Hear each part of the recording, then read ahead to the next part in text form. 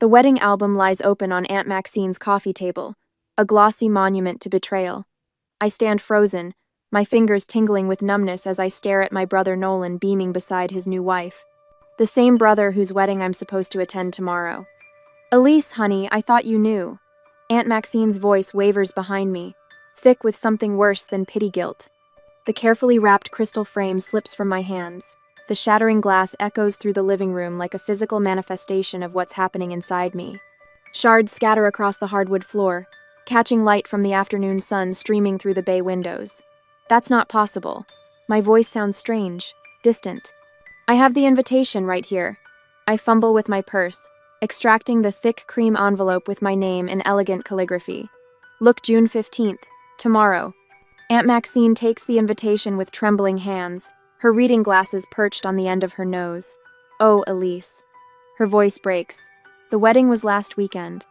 They sent you the wrong date. On purpose." The room tilts slightly. I'd taken a day off from my executive marketing position to prepare.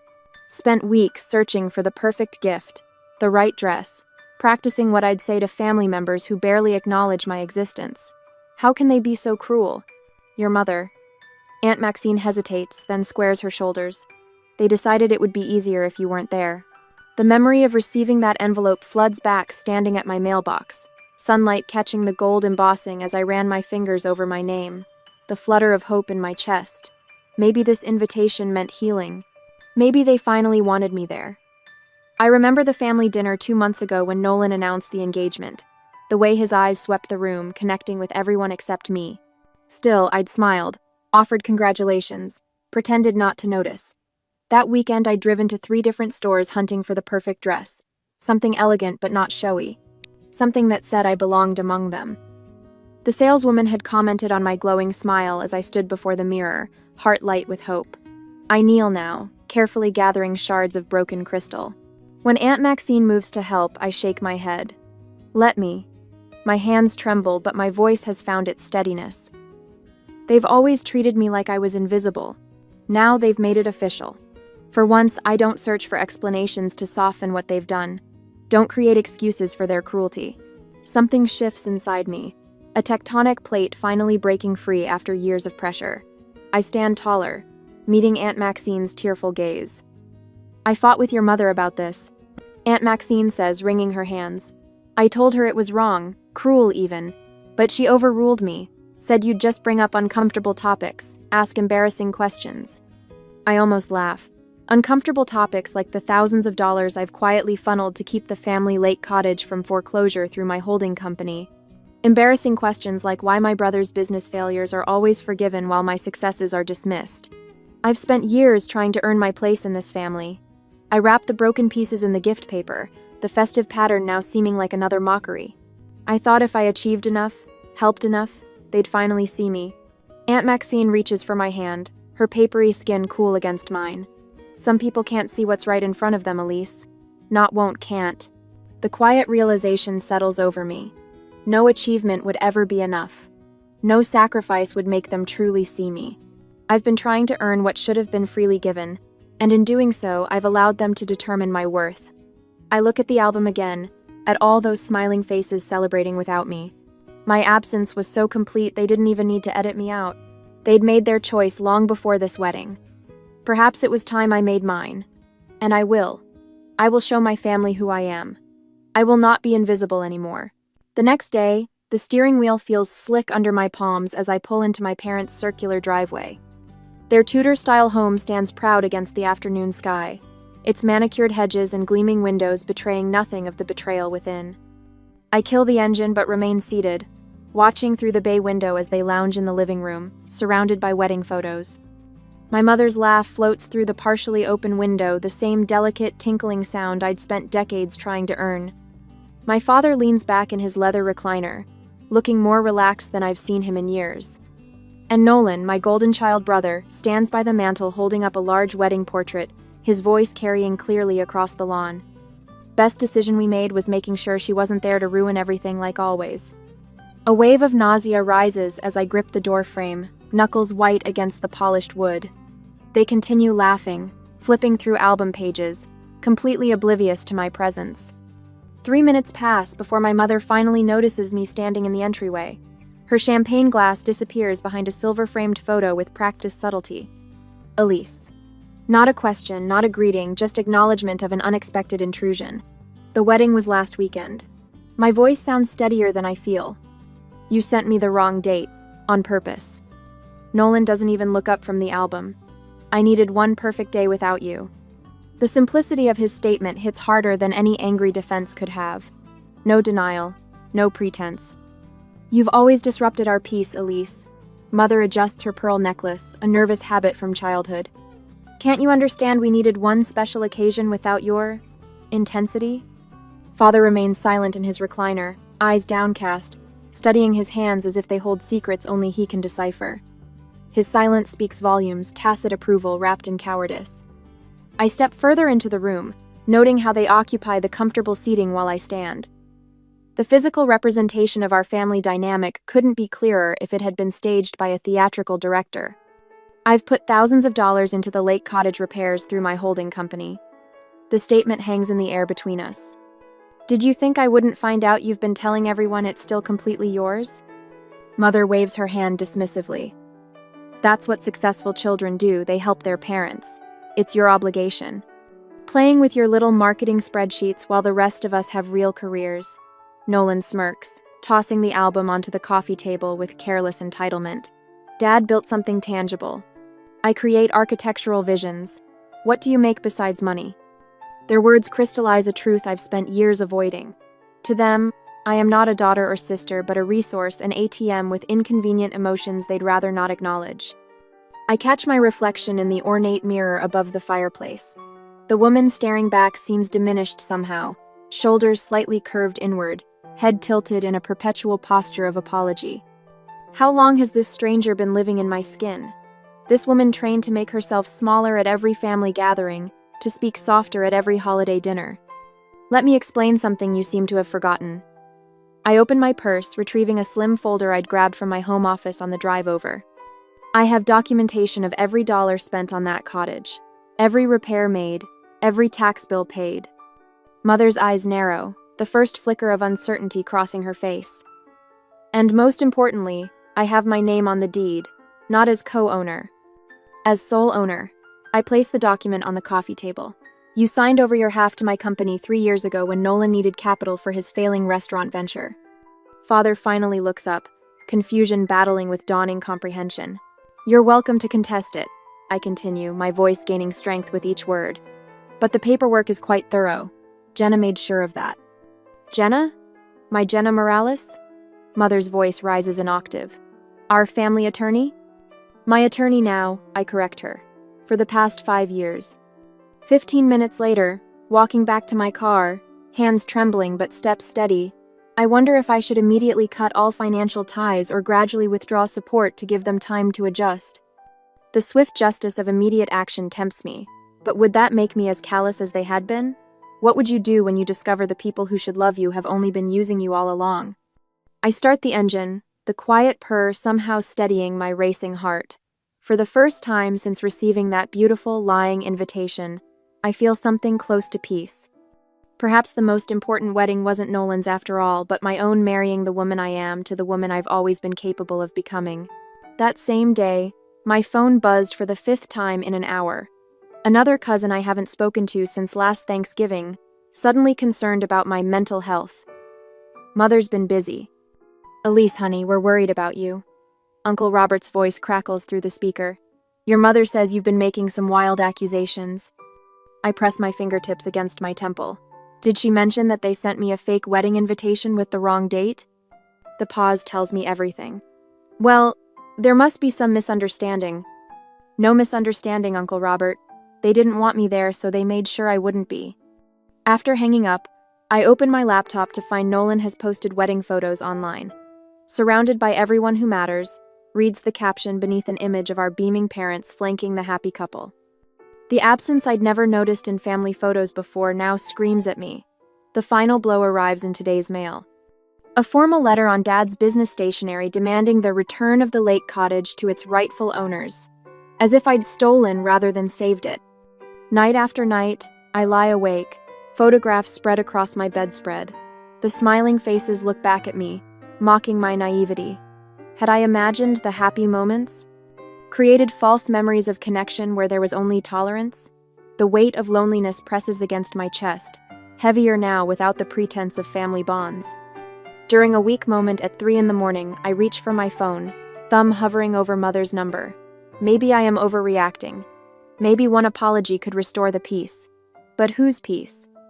Certainly not mine. Instead, I open my laptop and begin documenting. Every check written for Nolan's business failures. Every transfer covering the cottage property taxes. Every loan that was never repaid. The spreadsheet grows, each entry a brick in the wall I'm finally building between us. Tuesday afternoon, a knock on my office door breaks my concentration. Aunt Maxine stands there holding 2 paper bags from my favorite deli. "Thought you might be skipping lunch," she says, placing a sandwich on my desk. She rests her hand on my shoulder, her turquoise rings catching the light. "I'm proud of you for standing up. It's about time someone in this family had courage." The simple touch nearly undoes me. My assistant's voice comes through the intercom before I can respond. "Miss Hartman, your parents are in the lobby. They don't have an appointment." Aunt Maxine squeezes my shoulder. "Would you like me to stay?" I straighten my spine. "Number, I need to handle this myself." When they enter, Mother immediately produces tears, mascara perfectly intact despite them. "How could you abandon your family? We've always been there for you." Father stands rigid beside her. "The cottage has been in our family for generations. You have no right."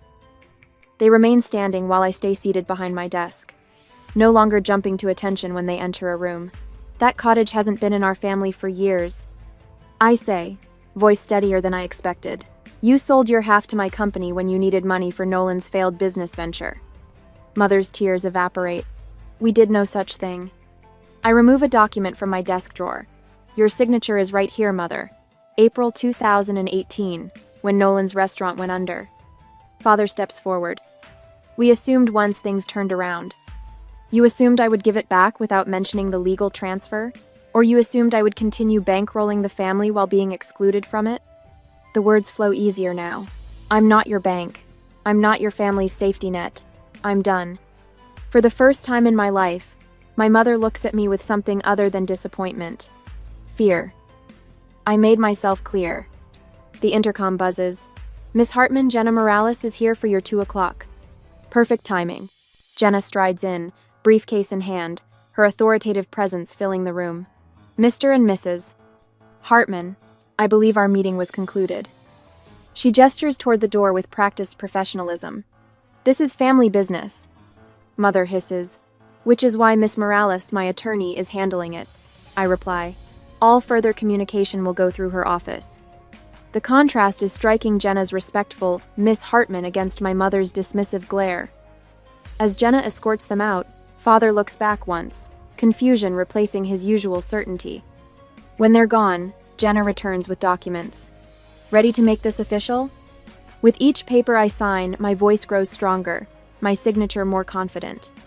The legal notice giving them 30 days to vacate the cottage feels like signing a declaration of independence. "Your mother's signature on this sale document is ironclad," Jenna says, sorting the paperwork into her briefcase. "They don't have a legal leg to stand on." As I sign the final document, my phone lights up with Nolan's name, the first time he's called in years. I watch it ring, no longer jumping at his summons. Some calls don't deserve to be answered. Next day, the documents spread across Thomas Bedford's polished mahogany desk like battle plans. I sign each one with deliberate strokes, my signature growing more confident with each page. Joint accounts closed. Co-signed loans transferred. Investment portfolios separated. Thomas checks items off his list, his voice carrying the measured cadence of a man who's witnessed family fortunes crumble before. Perfect timing, too. According to their schedule, your parents should be halfway through their country club luncheon right about now. I glance at my watch, 12:37. Mother will be ordering her second gin and tonic, Father nodding politely at whatever retired executive has cornered him. The predictability of their routine has become my strategic advantage. "What about the restraining order?" I ask, sliding the last form across the desk. Thomas adjusts his wire-rimmed glasses. "Judge Harriman will review it this afternoon. The documentation is thorough. Workplace harassment has clear precedent. I think of my parents' unannounced visits, the scenes in the lobby, the whispers among colleagues. My fingers curl into a fist beneath the desk. I've seen families destroy people, Elise. Thomas closes his leather portfolio with a decisive snap. You're making the right choice. The certainty in his voice steadies something inside me that's been trembling for days. When my phone vibrates, I expect Aunt Maxine's name. Instead, the building security number flashes on the screen. Miss Hartman? There's a situation in the lobby. Your brother is demanding to see you. Thomas notices my expression and points to the speakerphone button. I press it. Is he creating a disturbance? I ask, my voice surprisingly calm. Yes, ma'am. Security protocol requires documentation of the incident. He's quite insistent about financial matters. Thomas scribbles a note and slides it toward me. This strengthens the restraining order case. I'm not coming down, I tell the security officer. Please follow standard protocols for unauthorized visitors. 15 minutes later, my phone rings again. An unfamiliar number. Elise? It's Kendra, Nolan's wife. Her voice wavers. I'm outside your building. I close my eyes, bracing for another attack. I saw everything, she continues. The way he acted in your lobby. I had no idea he could be like that. Through the window, I spot her standing near the fountain, phone pressed to her ear, shoulders hunched against the spring breeze. He told me you refused to help with the wedding, that you were jealous of our happiness. Her voice cracks. But that wasn't true, was it? You never even knew when it was happening. The admission hangs between us. I'm sorry, she whispers. I should have questioned why you weren't there. I watch her brush hair from her face, the diamond on her ring finger catching sunlight. 3 weeks married and already discovering the person behind the performance. Thomas discreetly steps out, giving me privacy. When the door closes, I finally speak. Why are you telling me this? Because I recognize the look on his face today. It's the same one my father had when he threatened my mother. I'm not waiting 30 years to admit what I'm seeing.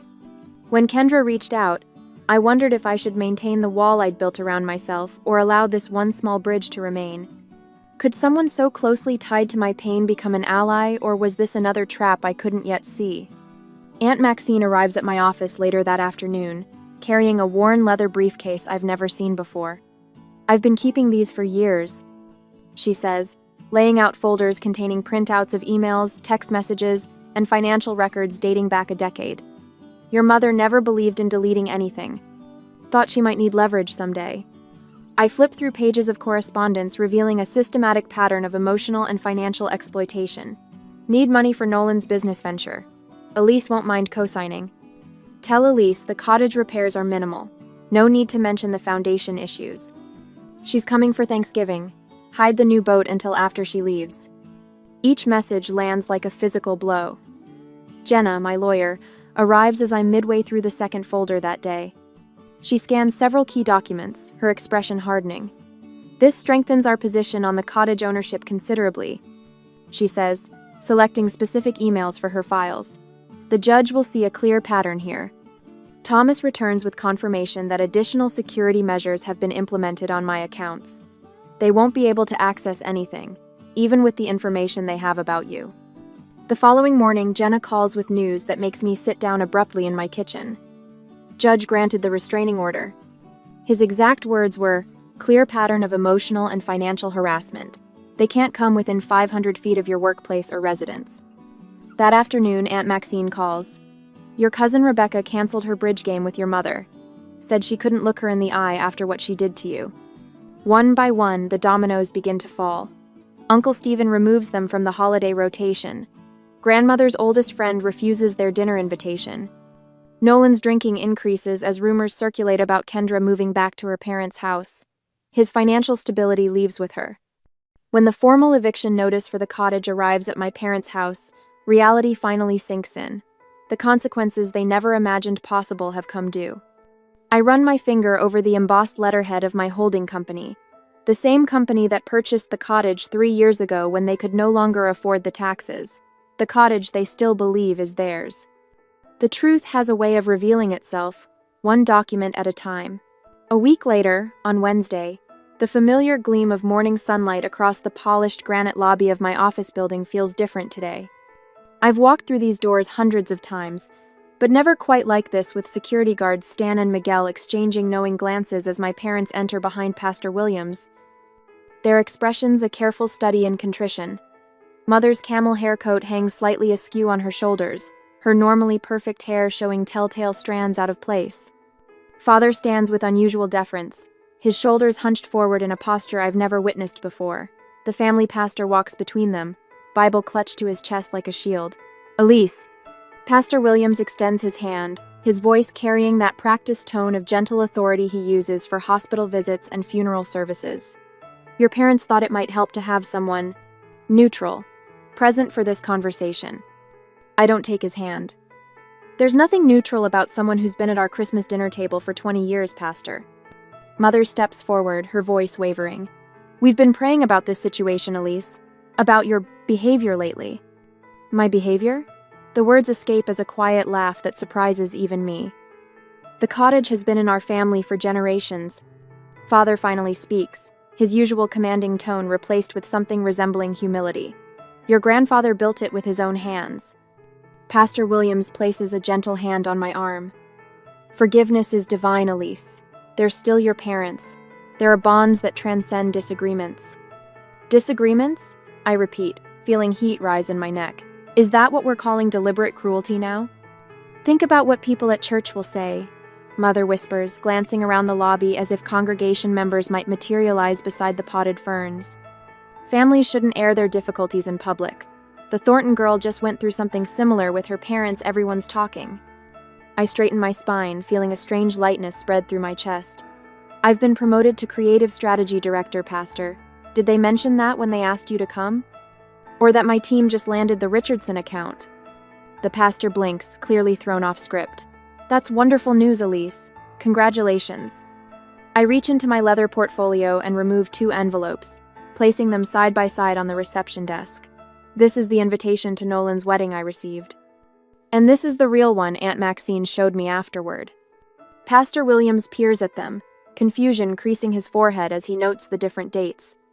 "They sent me the wrong date on purpose, so I wouldn't attend my own brother's wedding." My voice remains steady, a revelation in itself. This wasn't a misunderstanding or an oversight. It was deliberate exclusion. Sometimes families make difficult choices to maintain peace. Pastor Williams begins, but I cut him off. "I've spent my life forgiving, Pastor. I've turned the other cheek so many times I've been spinning in circles. Now I'm spending it living." I lock eyes with him directly. "Did they tell you about the lake cottage? How I've been making the payments for 8 years while they pretended it was still theirs? Or how they've needed financial assistance every time Nolan starts a new business venture? Or perhaps they mentioned how they forgot to invite me to Thanksgiving dinner 3 years running but remembered to call when they needed their roof replaced." The pastor's expression shifts, the certainty in his eyes wavering as he glances between my parents. "Elise, after all we've sacrificed for you." Mother interjects, tears gathering at the corners of her eyes. I turn to face her fully, standing taller than I ever have in their presence. "Name one sacrifice you've made for me that wasn't actually for Nolan." The silence stretches between us, becoming their answer.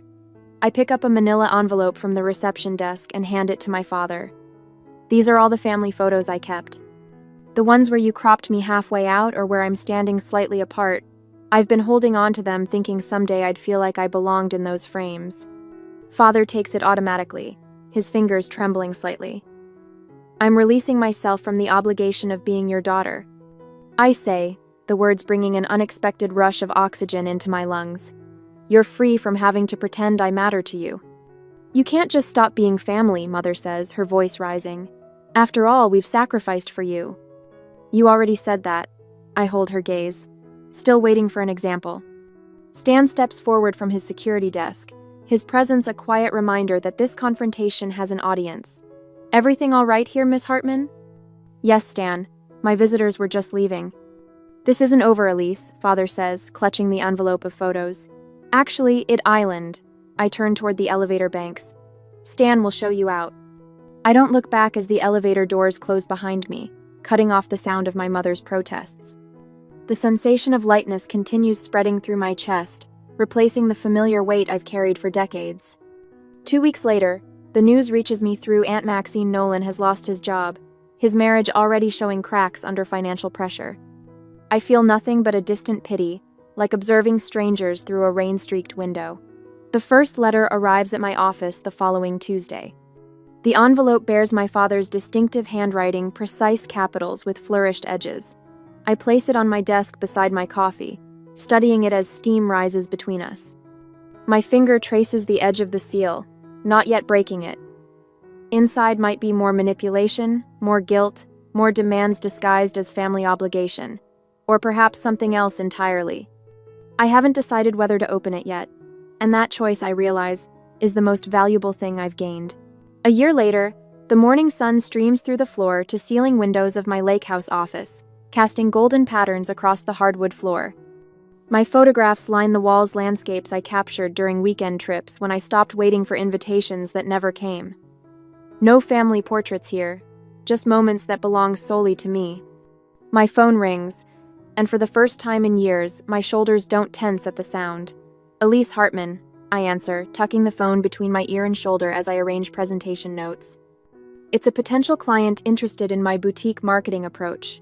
As I explain my philosophy about authentic brand storytelling, I notice the wall calendar behind my desk. Where family obligations once dominated birthdays, I celebrated alone.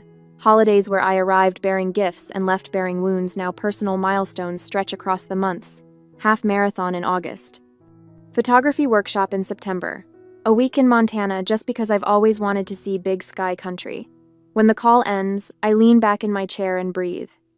The cottage that once symbolized my family's hold over me has become my sanctuary. The mail arrives with its usual shuffle through the brass slot. Among the business correspondence sits a thick cream envelope, my name written in flowing calligraphy. My heart stutters momentarily before steadying. Another wedding invitation, my cousin Rachel this time. I run my finger along the embossed edge, remembering how a similar envelope once carried such bitter disappointment. The date looks correct. The RSVP card includes a handwritten note. It wouldn't be the same without you, Elise. Please come. For a moment, I consider what's expected, what the old Elise would have done. Drop everything. Find the perfect gift. Prepare answers to intrusive questions about my single status and childless life. Instead, I check my calendar. The wedding falls during my photography retreat in Maine. I select a response card from my desk drawer and write a genuine note explaining my absence and wishing them joy. I'll send a thoughtfully selected gift, not to earn approval, but because giving brings me pleasure when it's freely chosen. That evening, Aunt Maxine arrives first for our dinner, bringing her famous apple crumble. Thomas appears with a bottle of wine he's been saving for a special occasion. Jenna rushes in last, apologizing for court running late, her laugh filling my kitchen. 1 year, Thomas says, raising his glass once we're seated around my dining table. 1 year of boundaries that would make a fortress envious. To finding family and friendship, Aunt Maxine adds, her eyes crinkling at the corners, and strength in starting over. We clink glasses as laughter bubbles up from somewhere deep inside me, rusty but genuine. Later, after they've gone, I sit at my desk and open my father's latest letter. Unlike his early correspondence filled with guilt and demands, this one acknowledges harm without seeking absolution. I failed you, he writes simply. You deserved better. I place the letter in a wooden box with the others, not displayed proudly, nor destroyed in anger. Just acknowledged as part of a story I no longer need to rewrite. Beside me sits a brochure for a mentoring program helping young women navigate early career challenges. My travel itinerary for Portugal, a solo journey I've dreamed about since college, rests beneath it. Both represent futures built on my terms. As I close the box of letters, I wonder if healing means reconciliation or simply peace with the past. Is family defined by blood, or by those who treat your heart with care? Some bridges burn for a reason, while others can be rebuilt stronger than before. What would you choose? The comfort of what's familiar or the promise of what could be?